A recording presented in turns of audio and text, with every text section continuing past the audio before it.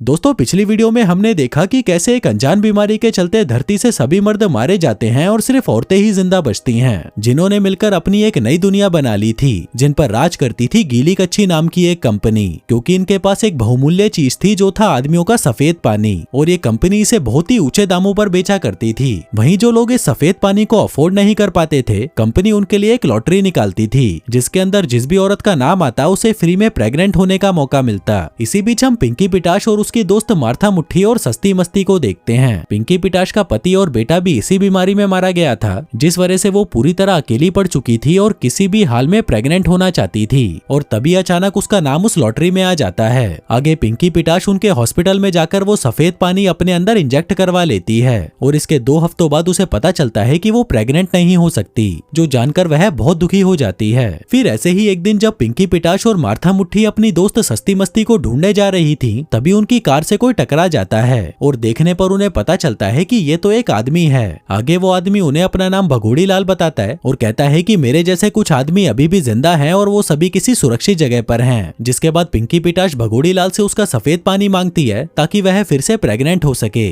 जिसके लिए भगोड़ी लाल पहले तो उसे मना कर देता है, लेकिन बाद में वो मान जाता है। दूसरी तरफ गीली कच्छी ग्रुप की लीडर पप्पी प्रधान को किसी तरह यह पता चल जाता है कि एक आदमी अभी भी जिंदा है, इसलिए वो उसे पकड़ लेती है ताकि वो उसका सफेद पानी हासिल कर सके। इसी बीच पिंकी पिटाश को पता चलता है कि वो भगोड़ी लाल के पानी से प्रेग्नेंट हो चुकी है, जिसके बाद वो और उसके दोस्त मिलकर किसी तरह से भगोड़ी लाल को पप्पी प्रधान से छुड़ा लेते हैं और उस सुरक्षित जगह पर पहुंच जाते हैं जिसके बारे में भगोड़ी लाल बता रहा था। लेकिन वहां जाकर वो देखते हैं कि ये कोई सुरक्षित जगह नहीं बल्कि पप्पी प्रधान की एक लैब है, जहां पर उसने और भी आदमियों को बांध कर रखा हुआ था ताकि वो उनसे उनका सफेद पानी हासिल कर सके। और तभी वहां पर पप्पी प्रधान एक आदमी के साथ आती है जो कोई और नहीं बल्कि पिंकी पिटाश का पति टट्टा राज था, और इसी के साथ मिलकर पप्पी प्रधान ये गीली कच्छी ग्रुप चला रही थी। तभी पप्पी प्रधान के कहने पर फिर से भगोड़ी लाल को पकड़ लिया जाता है और बाकी तीनों लड़कियों को उसके गार्ड्स घेर लेते हैं। वहीं टट्टा राज पप्पी प्रधान को पकड़कर चूसने लगता है, पर तभी पप्पी प्रधान देखती है कि सस्ती मस्ती खुद को छुड़ाने की कोशिश कर रही है, इसलिए वो टट्टा राज को अपने साथ अंदर ले जाती है और गार्ड्स को उन लोगों को पकड़ने का ऑर्डर देती है। इसी बीच एक गार्ड भगोड़ी लाल के नुन्नू पर एक पंपिंग डिवाइस लगाने की कोशिश करता है ताकि वो उसका पानी निकाल सके, लेकिन भगोड़ी लाल उसे लात मारकर दूर करता है और खुद को आजाद कर लेता है। वो लड़कियों को जल्दी से बाहर जाने के लिए कहता है और खुद भी उनके साथ एक बंद दरवाजे के पीछे चला जाता है, लेकिन अंदर आकर वो देखते हैं कि ये तो एक कोल्ड स्टोरेज रूम है। तभी सस्ती मस्ती कहती है कि ये कोई साधारण सा कोल्ड स्टोरेज नहीं बल्कि वो स्पर्म बैंक है जहाँ पर इन आदमियों के स्पर्म स्टोर करके रखे जाते हैं, जो देखकर उनके दिमाग में एक आइडिया आता है और तभी वो चारों कुछ सफेद पानी की बोतलों के साथ बाहर निकलते हैं। वहीं गार्ड्स इस बार उन पर हमला नहीं करते क्योंकि वो अपनी सबसे कीमती चीज को खोना नहीं चाहते थे। तभी एक आदमी जिसका पानी निकाला जा रहा था वो भगोड़ी लाल से मदद की भीख मांगता है। भगोड़ी लाल उसकी तरफ एक कांच का टुकड़ा फेंकता है और लड़कियों के साथ आगे बढ़ता रहता है, पर तभी वो देखते हैं कि आगे का रास्ता ऊपर की ओर जा रहा था, मतलब कि अब वो यहाँ पर फंस चुके थे। लेकिन तभी वो आदमी जिसकी भगोड़ी लाल ने मदद की थी सबको धक्का देते हुए वहाँ से भाग जाता है, जिससे गार्ड्स कुछ देर के लिए भ्रमित हो जाते हैं और तभी भगोड़ी लाल और लड़कियां इस मौके का फायदा उठाकर वहाँ से भाग जाते हैं। आगे वो उस आदमी से मिलते हैं जो उन्हें अपना नाम अनिल अंडकोश बताता है, कहता है कि मेरे पीछे आओ, मुझे यहाँ से निकलने का रास्ता पता है। इसी बीच भगोड़ी लाल एक कमरे में 2 आदमियों को देखता है और उन्हें बचाने की कोशिश करता है, पर तभी अनिल अंडकोश कहता है कि ये गुड बॉयज हैं और ये तुम्हारी बात नहीं सुनेंगे। भगोड़ी लाल कहता है कि मैं किसी भी आदमी को पीछे छोड़कर नहीं जाऊंगा और उस दरवाजे को खोलने की कोशिश करता है, लेकिन तभी वो गुड बॉयज खुद ही दरवाजा खोलकर बाहर आ जाते हैं और कहते हैं कि क्यों यहाँ पर अपनी गाइंड मरवाने आया है, हमें यहाँ से निकलने की कोई इच्छा नहीं है क्योंकि बाहर की दुनिया बीमारियों और मौत से भरी है और हमें तो यहाँ पर दिन भर जेली खाना और मुट्ठी मारना पसंद है। लेकिन जब भगोड़ी लाल फिर भी जिद करता है तो वो भगोड़ी लाल को धक्का देकर गार्ड्स को इन्फॉर्म कर देते हैं कि हमारे कमरे में घुसपैठिए आ गए हैं। भगोड़ी लाल खड़ा होता है और बाकियों के साथ भागकर एक गैराज में आ जाता है। अनिल अंडकोश कहता है कि बाहर जाने का सिर्फ यही रास्ता है। अब वो लोग जैसे तैसे करके उस गैराज को खोलने में सफल तो हो जाते हैं, लेकिन तभी वो गार्ड्स भी वहाँ पर आ जाते हैं और मार्था मुट्ठी को पकड़ लेते हैं, जबकि बाकी के लोग वहाँ से निकल जाते हैं। आगे अनिल अंडकोश उन्हें बताता है कि तुम लोगों ने मुझे जहाँ से छुड़ाया है वो असली सुरक्षित जगह नहीं है, बल्कि असली सुरक्षित जगह तो कहीं और है। वो ये भी बताता है कि मैं और दूसरा वाला गुड बॉय वहीं से आए थे, लेकिन वो लड़का बहुत ज्यादा जेली खाने की वजह से बीवली गिंड हो गया। तभी सस्ती मस्ती भगोड़ी लाल से कहती है कि भाई सामने देख, आगे चेक पॉइंट है, अब हमें फिर से वापस जाना होगा। लेकिन भगोड़ी लाल वापस जाने से मना कर देता है और पिंकी पिटाश को गाड़ी चलाने के लिए कहता है। तभी पिंकी पिटाश को एक गार्ड रोक लेती है और उससे पूछती है कि तुम लोग यहाँ पर क्या कर रहे हो, जो सुनकर वो घबरा जाती है, जिससे गार्ड को शक हो जाता है। वहीं भगोड़ी लाल और अंडकोश जो ट्रक में छुपे हुए थे, पाते हैं कि टट्टाराज भी चुपके से अंदर घुस आया है। भगोड़ी लाल उसे पूछता है कि भीसड़ी के तू यहाँ पर क्या कर रहा है। वो कहता है कि मैं भी भागने की कोशिश कर रहा था, और तभी उन दोनों के बीच में लड़ाई हो जाती है। उधर वो गार्ड पिंकी पिटाश को कहती है कि अगर मैंने ये बटन दबा दिया तो बाकी के गार्ड्स भी यहाँ पर आ जाएंगे, लेकिन तभी सस्ती मस्ती गाड़ी से बाहर निकलकर उस गार्ड पर हमला कर देती है, जिसमें लड़ते लड़ते गार्ड के चेहरे पर चोट लगती है और वह बेहोश हो जाती है। उधर टट्टाराज गाड़ी से बाहर निकलकर भागने लगता है और भगोड़ी लाल और अनिल अंडकोश भी उसका पीछा करते हैं। भगोड़ी लाल उसे पकड़कर नीचे गिराता है और उसके चेहरे पर दे घुसंड पेलने लगता है। आगे जब उसको बांधकर उससे पूछताछ की जाती है, तब वह बताता है कि पप्पी प्रधान ने मुझे अपनी पिंकी का लालच देकर मेरा इस्तेमाल किया, लेकिन अब मैं तुम्हारी साइड हूँ। भगोड़ी लाल कहता है कि ये आदमी झूठा है और इसे फांसी दे देनी चाहिए। वो सस्ती मस्ती से कहता है कि शायद टट्टाराज सुरक्षित जगह का पता लगाकर बाकी लोगों को भी पकड़वाना चाहता है। वहीं अनिल अंडकोश कहता है कि मुझे भी यही लगता है, हम किसी गद्दार को अपने साथ नहीं ले जा सकते।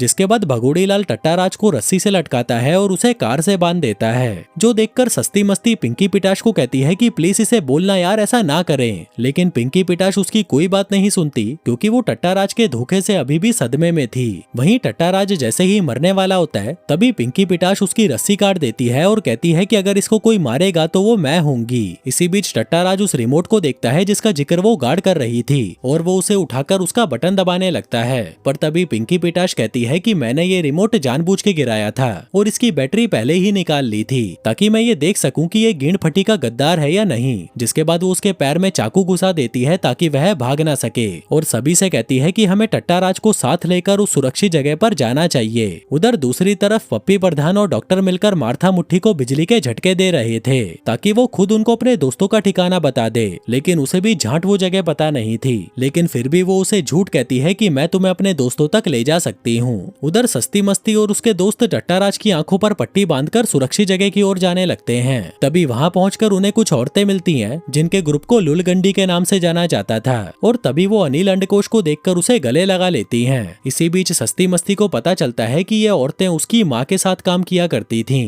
तभी पिंकी पिटाश पूछती है कि यहाँ पर इतने कम लोग क्यों हैं, जबकि ये जगह तो आदमियों से भरी होनी चाहिए थी। इसी दौरान एक औरत टट्टाराज को चेक करने लगती है, जो उन्हें काफी आकर्षित लग रहा था। पर तभी भगोड़ी लाल उन्हें कहता है कि ये झूठा और चालाक आदमी है। तभी वहाँ पर जहरीला जॉन नाम का एक आदमी आता है और उन्हें बताता है कि मैं टूथब्रश बना रहा हूँ। उधर सभी ये देखकर हैरान थे कि सुरक्षित जगह पर सिर्फ एक ही आदमी कैसे है। भगोड़ी लाल पूछता है कि यहाँ पर सिर्फ एक आदमी क्यों है। वो बताती है कि बाकी सभी भीड़ के लिमंड भाग गए और कभी लौट कर नहीं आए। जिसके बाद उन सभी को एक तरह की ड्रिंक पीने को दी जाती है, जो उनकी परंपरा का हिस्सा था। लेकिन भगोड़ी लाल को दाल में कुछ काला लग रहा था, इसलिए वह उसे पीने का सिर्फ नाटक करता है और पिंकी पिटाश को भी ऐसा ही करने को कहता है। वहीं सस्ती मस्ती तो उसे सारा पी जाती है। तभी पिंकी पिटाश उन लोगों से मदद मांगती है, ताकि वो मार्था मुट्ठी और उन बाकी आदमियों को पप्पी प्रधान से छुड़वा सके, पर कबीले की लीडर उन्हें मना कर देती है। इसी बीच सस्ती मस्ती की आंखें धुंधली होने लगती हैं और उसे अजीब अजीब चीजें दिखाई देने लगती हैं, जो सब बाकी लोगों के साथ भी हो रहा था, जिसका मतलब था कि उस ड्रिंक के अंदर जरूर कोई नशीली चीज मिलाई गई थी। वहीं दूसरी तरफ मार्था मुट्ठी टाइम पास करने के लिए शालू शातिर को गलत जगह पर ले जाती है, क्योंकि उसे खुद भी नहीं पता था कि उसके दोस्त कहाँ पर हैं। वहीं टट्टाराज को अचानक बुखार आने लगता है और पिंकी पिटाश उसे टेंट में ले जाती है, जहाँ पर वो जबरदस्ती उससे अपना बैग लेने लगता है, जिस दौरान वो बैग नीचे गिर जाता है।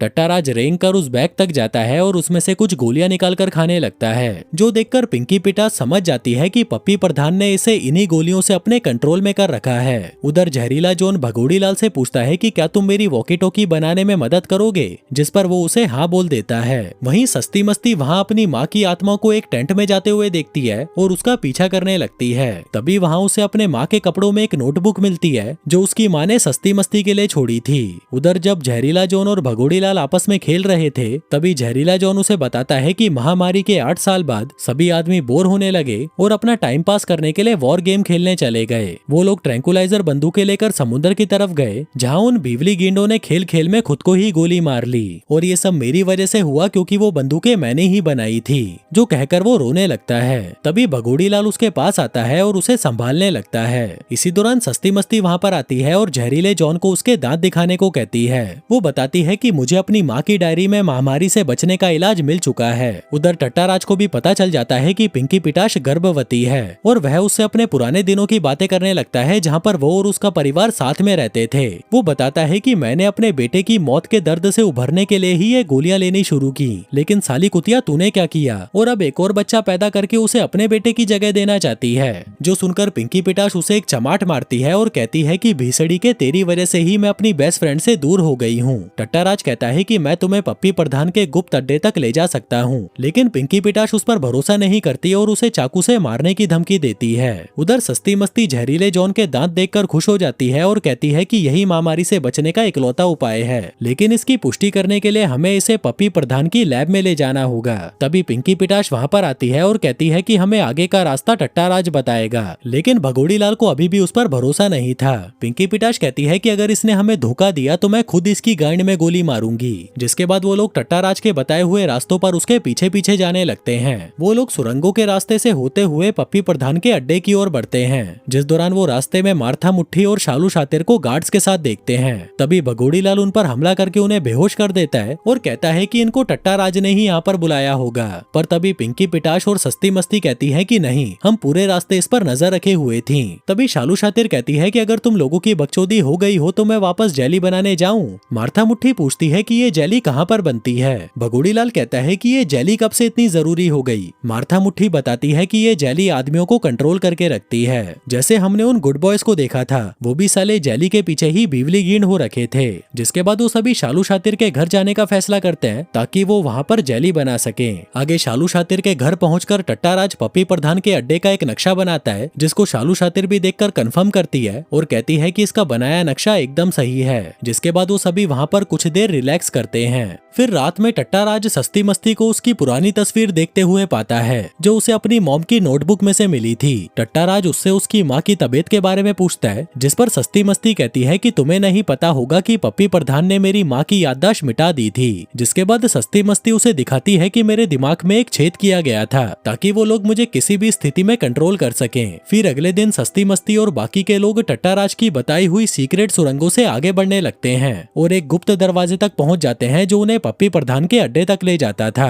अंदर आकर शालू शातिर एक अजीब सा बटन दबाती है जिससे अलार्म बजने लगता है। वहीं पिंकी पिटाश को कुछ गड़बड़ लग रही थी, इसलिए वह वापस उस दरवाजे की तरफ जाती है जो अब बंद हो चुका था। अब ये देखकर पिंकी पिटाश की फटने लगी थी कि कहीं टट्टाराज ने उन्हें फिर से धोखा तो नहीं दे दिया। दूसरी तरफ भगोड़ी लाल, मार्था मुट्ठी और शालू शातिर एक जगह पर पहुंचते हैं जो पप्पी प्रधान का बॉल रूम था, जहाँ कुछ आदमियों के पुतले रखे हुए थे और एक अजीब सा गाना चल रहा था। उधर पिंकी पिटाश को उल्टी आने लगती है, लेकिन तभी वो वहाँ पप्पी प्रधान की एक तस्वीर को देखती है जिसमें उसका पेट थोड़ा सा उभरा हुआ था। वो उस तस्वीर को देखकर गुस्सा हो जाती है और उसे हटाने लगती है, पर तभी उसे पता चलता है कि उस तस्वीर के पीछे एक गुप्त कमरा है। टट्टाराज उसे अंदर जाने से मना करता है, लेकिन फिर भी वो अंदर चली जाती है और देखती है कि ये तो एक कपल बेडरूम है जिसका इस्तेमाल टट्टाराज पप्पी प्रधान को घोड़ी बनाने के लिए करता था। दूसरी तरफ भगोड़ी लाल, मार्था और शालू शातिर वहाँ पर गुड बॉयज को देखते हैं जो उन्हें कह रहे थे कि भीसड़ी वालों चले जाओ यहाँ से, हमें तुम्हारी मदद की कोई जरूरत नहीं है, जो कहकर वो खुद को ही उड़ा लेते हैं। उधर पप्पी प्रधान बाथरूम में से बंदूक लेकर बाहर निकलती है और टट्टाराज से पूछती है कि क्या तुम मुझसे प्यार करते हो या पिंकी पिटाश से। टट्टाराज उसे झूठ बोलता है कि जाने मन मैं सिर्फ तुमसे ही प्यार करता हूँ। जिसके बाद वो दोनों एक दूसरे को चूसना शुरू कर देते हैं, लेकिन तभी पप्पी प्रधान टट्टाराज के पेट में गोली मार देती है, जो देखकर पिंकी पिटाश उसके पास आती है और रोने लगती है। तभी सस्ती मस्ती और छप्पन छुरी भी गार्ड्स के साथ वहाँ पर आती है और देखती है कि पप्पी प्रधान के कपड़ों पर खून लगा है। सस्ती मस्ती कहती है कि इसने टट्टाराज को जानबूझकर मारा, पर तभी पप्पी प्रधान खुद को चोट पहुंचाकर कहती है कि नहीं, इन लोगों ने मुझ पर पहले हमला किया था। जो देखकर छप्पन छुरी भी कंफ्यूज हो जाती है और वो पप्पी प्रधान को बचाकर वहाँ से चली जाती है। अब टट्टाराज की मौत के बाद वो लोग एक नए मिशन की तैयारी करने लगते हैं। मार्था मुट्ठी कहती है कि हमें पप्पी प्रधान को उसके गुनाहों की सजा देनी पड़ेगी। वो बताती है कि कुछ दिनों बाद सरकारी दफ्तर में मेंटेनेंस मंडे होने वाला है और हमारे पास यही एक मौका है प्रधानमंत्री से मिलकर उनको पप्पी प्रधान के सारे कारनामों के बारे में बताने का। जो सुनकर भगोड़ी लाल और शालू शातिर उसका साथ देने को तैयार हो जाते हैं। आगे भगोड़ी लाल सस्ती मस्ती से बात करने जाता है, जो अभी भी अपनी माँ की डायरी को समझने की कोशिश कर रही थी। तभी उसे वहाँ पर एक कोड दिखाई देता है और वह कहता है कि हमें इसे समझने के लिए मिलिट्री मैप चाहिए, जिस पर सस्ती मस्ती कहती है कि शायद ये हमें सरकारी रिकॉर्ड्स में मिल सकता है। जिसके बाद वो सभी शहर की तरफ निकल जाते हैं। आगे वहाँ पहुंचकर जब मार्था मुट्ठी और शालू शातिर गवर्नमेंट हाउस की तरफ जा रही थी, तभी उन्हें वहाँ पर एक औरत रोक लेती है और खुद को एक एग्जीक्यूटिव रिसेप्शनिस्ट बताती है। कहती है कि अगर तुम्हें प्रधानमंत्री से मिलना है तो तो तुम्हें पहले अपॉइंटमेंट लेनी होगी। तभी मार्था मुट्ठी उसे कहती है कि सुन भीसड़ी की, हम गरम गुलाबी ग्रुप के सदस्य हैं और प्रधानमंत्री से गीली कच्छी ग्रुप के मानवाधिकार उल्लंघनों के बारे में बात करने आए हैं। इसी दौरान वहाँ पर कार्ला नाम की एक औरत आती है और कहती है कि प्रधानमंत्री हमेशा से ही ह्यूमन राइट्स को लेकर बहुत चिंतित रहती है, जो कहकर वो उन्हें अंदर जाने देती है। अब मार्था मुट्ठी अपनी स्पीच रेडी करने लगती है कि वो प्रधानमंत्री से मिलकर क्या कहेगी, पर तभी उन्हें पीछे से कोई दरवाजा खुलने की आवाज आती है। वो दोनों भागती हुई अंदर जाती हैं और प्रधानमंत्री से कहती हैं कि हमें आपसे कोई जरूरी बात करनी है। अब प्रधानमंत्री उन्हें अपने ऑफिस में ले आती हैं, जहां मार्था मुट्ठी उसे बताती है कि कुछ आदमी अभी भी इस दुनिया में जिंदा हैं और सबूत के तौर पर उसे भगोड़ी लाल को दिखाती है। वहीं प्रधानमंत्री की ये देखकर फट जाती है कि ये आदमी जिंदा कैसे है। आगे जब प्रधानमंत्री भगोड़ी लाल के साथ थी तब वह उससे पूछती है कि क्या तुमने समाज में अपनी भूमिका के बारे में कुछ सोचा है। उधर भगोड़ी लाल को लग रहा था कि प्रधानमंत्री की नीयत ठीक नहीं है। तभी प्रधानमंत्री उसे कहती है कि तुम्हें अपनी कहानी प्रेस के सामने बतानी चाहिए। भगोड़ी लाल थोड़ा कंफ्यूज हो जाता है और कहता है कि मैं इस बारे में सोचकर बताऊंगा। आगे कार्ला उनके रहने का इंतजाम करती है और उनको बताती है कि हम लोग गीली कच्छी ग्रुप की घटनाओं की जांच करेंगे, जिस दौरान भगोड़ी लाल भी गीली कच्छी ग्रुप को बेनकाब करने के लिए इंटरव्यू देने को तैयार हो जाता है। जिसके बाद वहाँ तुरंत प्रेस कॉन्फ्रेंस बुलाई जाती है। प्रधानमंत्री प्रेस वालों को सब कुछ बताती है कि उन्हें यहाँ पर किस लिए बुलाया गया है। जिसके बाद वो भगोड़ी लाल को मंच पर बुलाती है, लेकिन तभी अचानक एक गोली चलती है और प्रधानमंत्री नीचे गिर जाती हैं। भगोड़ी लाल ये देखकर अपनी बंदूक आगे करता है, जिससे सबको लगता है कि उसी ने ही प्रधानमंत्री को गोली मारी है। भीड़ पागल हो जाती है और भगोड़ी लाल सबको धमकाकर वहाँ से भागने लगता है। वो लड़कियां भी उसके पीछे जाती हैं और तभी पिंकी पिटाश कहती है कि भगोड़ी लाल को फंसाया गया है। उधर भगोड़ी लाल सबसे छुपकर सड़क पर भाग रहा था,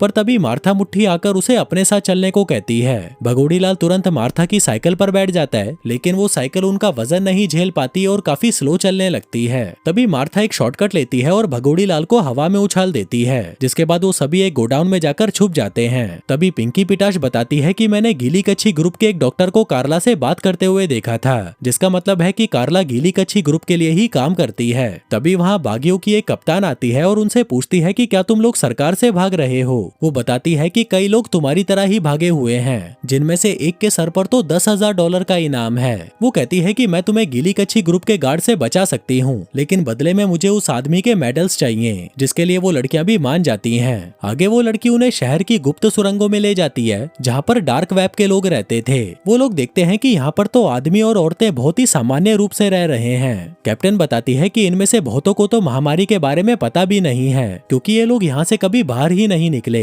जिसके बाद वो उन्हें ऊपर लेकर आती है और कहती है कि तुम लोग कुछ देर चुप रहना। तभी सस्ती मस्ती का ध्यान किसी चीज पर पड़ता है, जिसके बाद वो और भगोड़ी लाल सस्ती मस्ती की माँ की डायरी में दी हुई लोकेशन को एक मिलिट्री मैप के जरिए ढूंढने की कोशिश करने लगते हैं और फाइनली उन्हें वो जगह मिल जाती है। लेकिन कोऑर्डिनेट्स जिस लोकेशन को बता रहे थे वो जगह इतनी छोटी थी कि मैप में दिखाई भी नहीं दे रही थी। तभी मार्था मुट्ठी कैप्टन से पूछती है कि तुम हमें इस लोकेशन तक ले जाने का कितना चार्ज करोगी, जिस पर वो कहती है कि तुम लोगों की गाइंड में इतना गूदा ही नहीं है कि तुम हमें अफोर्ड कर पाओ, खासकर जब मुझे पता चला कि ये मेडल्स नकली हैं। तभी अचानक टीवी पर पप्पी प्रधान आती है और घोषणा करती है कि प्रधानमंत्री को मारने वाले ट्रेटर को सजा दी जाएगी और भगोड़ी लाल का इनाम बढ़ाकर $1,00,000 कर देती है। अब क्योंकि भगोड़ी लाल उनके साथ था तो कैप्टन कहती है कि मैं तुम्हें वहाँ पर ले जाने को तैयार हूँ। उधर पिंकी पिटाश उसके इरादे समझ चुकी थी, इसलिए वह कहती है कि अब हम तुम्हारे साथ कोई काम नहीं करना चाहते। कैप्टन कहती है कि या तो तुम लोग मेरे साथ काम करो या भगोड़ी लाल को मुझे दे दो। तभी मार्था मुट्ठी को लगता है कि ये लोग उन्हें आसानी से पकड़कर पप्पी प्रधान के हवाले कर सकते हैं, इसलिए वो कैप्टन को एक काउंटर ऑफर देती है। कहती है कि अगर तुम हमें इस लोकेशन तक ले जाओगी तो हम तुम्हें एक बहुत ही कीमती चीज देंगे।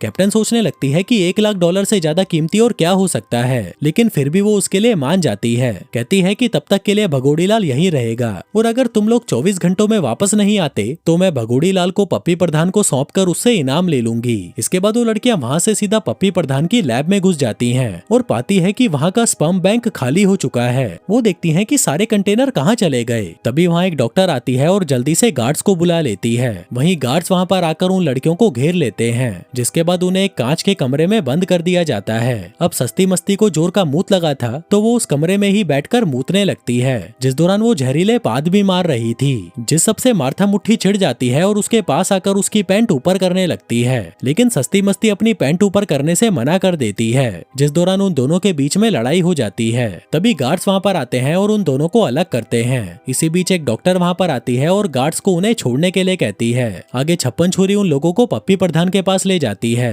तभी पप्पी प्रधान पिंकी पिटाश को एक अलग कमरे में ले जाती है, जहाँ पर वो एक शैंपेन की बोतल खोलती है और पिंकी पिटाश को उसे पीने को कहती है। वो बताती है कि मैंने तुम्हारी ब्लड रिपोर्ट देखी थी और तुम्हारे पेट में एक लड़का है बिल्कुल मेरी तरह। जिसके बाद वो पिंकी पिटाश को एक ऑफर देती है, अगर तुम अपना बच्चा मुझे पालने के लिए दे दो तो मैं तुम्हारे दोस्तों को जाने दूंगी और तुम्हें इतना सफेद पानी दूंगी कि तुम अपने लिए 5-6 बच्चे और पैदा कर सको। दरअसल पप्पी प्रधान इस दुनिया की इकलौती ऐसी औरत बनना चाहती थी जिसने लड़के को जन्म दिया है, ताकि वो इसका इस्तेमाल अपने पॉलिटिकल सपोर्ट के लिए कर सके। लेकिन कुछ देर सोचने के बाद पिंकी पिटाश उसका ऑफर ठुकरा देती है और तभी पप्पी प्रधान चाकू से उसके पेट पर कई बार वार करती है। वहीं उनकी आवाजें सुनकर छप्पन छुरी अंदर आती है और पप्पी प्रधान के कपड़ों को खून से सना देखकर वो समझ जाती है कि पिंकी पिटाश टाएं बोल चुकी है। पर तभी पिंकी पिटाश खड़ी होती है और अपनी शर्ट खोलकर उन्हें नकली खून वाले बैग्स दिखाती है। वो कहती है कि पप्पी प्रधान ने मुझे मारने की कोशिश की। वहीं पप्पी प्रधान बेहोश हो जाती है, लेकिन छप्पन छुरी ये देखकर कंफ्यूज हो जाती है और उन्हीं लोगों पर बंदूक तान देती है। लेकिन तभी सस्ती मस्ती उसके पास आती है और उसे बताती है कि हम लोग पप्पी प्रधान के पास किस तरह पहुंचे।